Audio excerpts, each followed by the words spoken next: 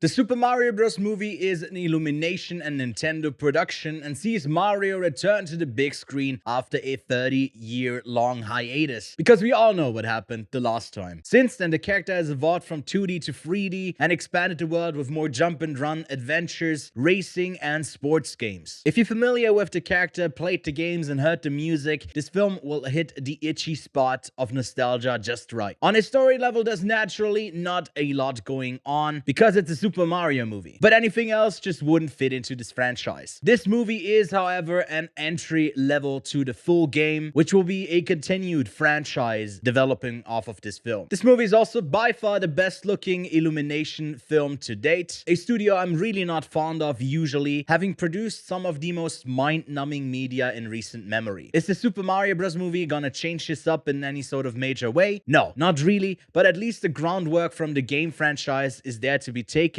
and referenced in this, which is what actually carries this movie. Countless auditory and visual references are planted throughout the movie, with characters, items, and locations popping up like weeds everywhere. At times, this can be overwhelming, with a visual chaos being thrown at you, and at other times, there's moments like a jump and run course performed by Peach that works perfectly with audio stingers from the game alongside the familiar aesthetics of the Super Mario Bros. Platform games. Bar none, the best aspect of this movie is its soundtrack and score. I'm not 100% sure if a remastered soundtrack from the games is now a score or still a soundtrack in the movie. I want to make this differentiation because what's best about this film is also the worst thing about it. Irritating needle drops that are very typical for Illumination find themselves at integral parts of the film, from the opening scene to basically every big action moment, and never seem to belong in the Mushroom Kingdom. This considerably knocked the movie down a notch for me. It might not be that way for you at all if you think every movie should be like Marvel's Guardians of the Galaxy, where 80s rock reigns supreme. There was also a lot of discourse around the cast as soon as it got announced. So to keep it brief, Chris Pratt is fine as Mario. Standouts in a positive way are Keegan-Micheal as Toad and Charlie Day as Luigi. I was a bit let down by Anya Taylor-Joy as Princess Peach, which just didn't really work somehow. And Jack Black as Bowser is great as a speaking role, but